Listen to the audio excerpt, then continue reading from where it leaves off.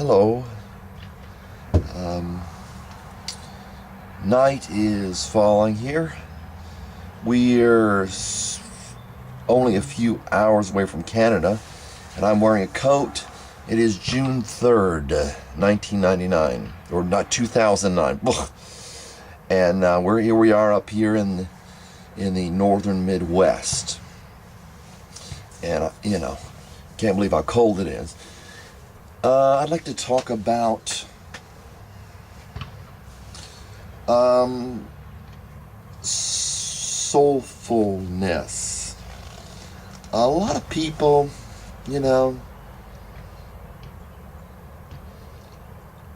might see, I posted a video by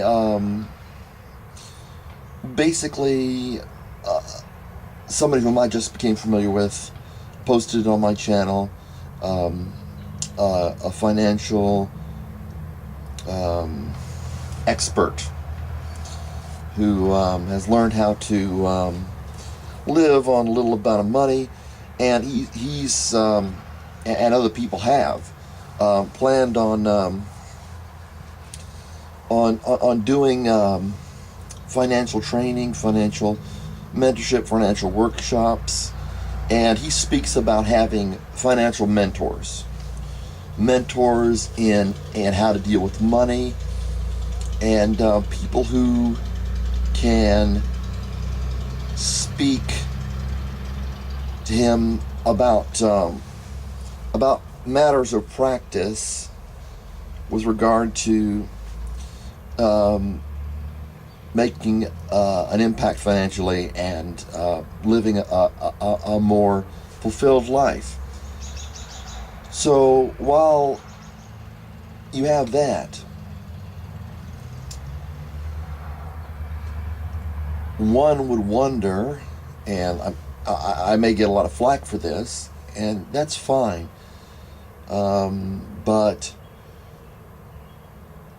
what about a soul mentor? What I'm speaking of is people, and I think these are very rare. Not only the people who are not divorced or who are not, having trouble with friends and family relations and all that stuff, as far as them being able to deal with the situation, but being fulfilled in your own life. People don't have soul mentors. Whereas, I'm terrible at it. Whereas I studied guitar for many years, classical guitar actually, and never really could get good at it. I've got a good sense of music, but I just wasn't good at it. But I had mentors in classical guitar.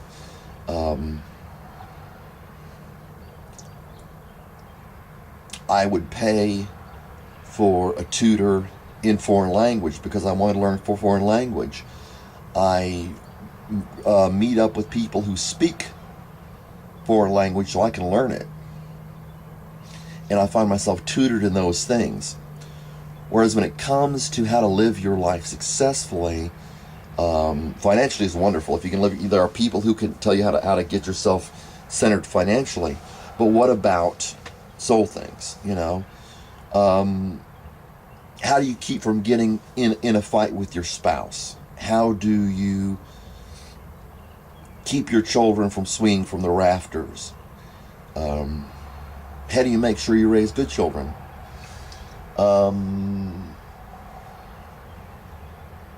How are you self-fulfilled in that respect? And, based on my previous videos, I'm sure many people would throw disparagement my way about what I think. They completely disagree with it. But I think it's needed. I know it's needed. Where people say, well, I can't get along with my boss. And a while ago, I ran into somebody, and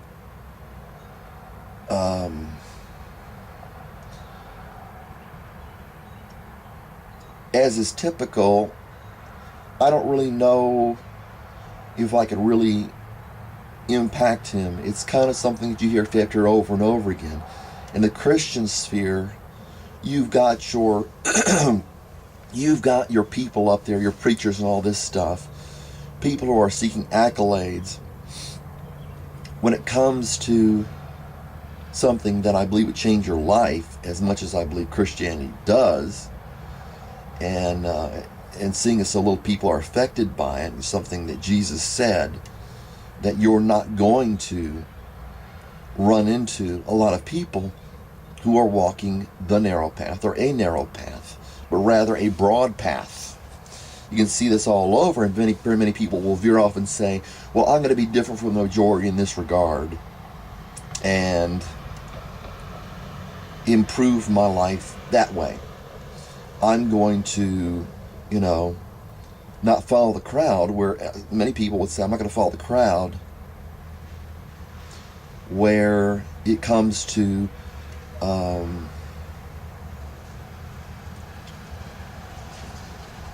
ideas that I don't think work. With, whatever that could be. Some people, I knew a guy, another guy that went into art, and I guess he's going to be an art teacher. And people, and whether art is valuable for you to learn or not, unless you're going to be, some people say, well, unless you're going to be a great artist, which, may or may not be out of the picture, why would you learn art? Or someone may say, as this guy was recommending, why would you go to a financial management, seminar? I've got finances. I don't need your help. I'm doing just fine. Thank you. But when it comes to a soulful thing, the way it's set up is people like to get a hold of you, and I think God is what people need to trust above, first. These people say, well, Mark, I don't see how you fit in the picture. I don't see how you, know what you're talking about. I don't think you're right. That's fine. Take me out of the picture and think about what I'm talking about.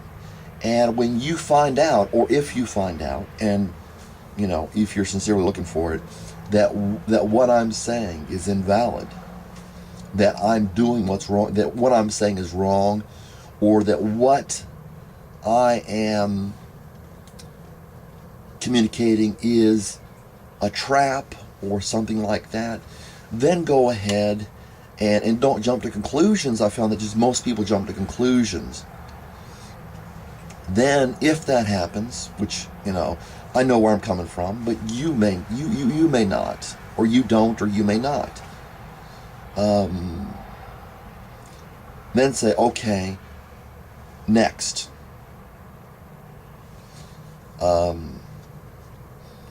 But, when you talk about personal stuff that has nothing to do with how to make a better mousetrap, when you talk about the fact that Jesus said people will be off the reservation on the whole, and when you look at people who set themselves up not to affect people personally, but to preach to a large audience, and you look at it, you say, it's bull caca. Why do I have to, put myself through this religious stuff? It's of no value. And it's completely, somebody might say, yes, I accept it, but I'm not getting any value out of it. And as I've either said or alluded to before, I'm not here to sell anything. And the idea of selling what I'm saying in these videos to the common man, or to the average, to sell these things out, whether by donations or any other way, it bores me.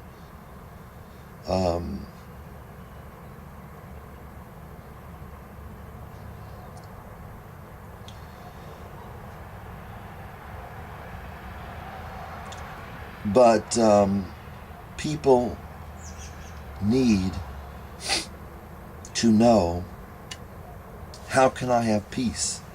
And there may be seminars on that, but and techniques. when it comes to rock bottom, that is the way people don't, you know, people don't really get answers, you know. I saw a movie, Fireproof, and they say, well, say nice things to your wife and do all this stuff. But, you know, you find out you can't change who or what you are. And you find, and sometimes later regret it, and sometimes, you know, maybe even bitterly, as I have done myself, and say, I thought I was so right, but it's because I wanted to believe I was so right. So the point is, you know, check it out for yourself.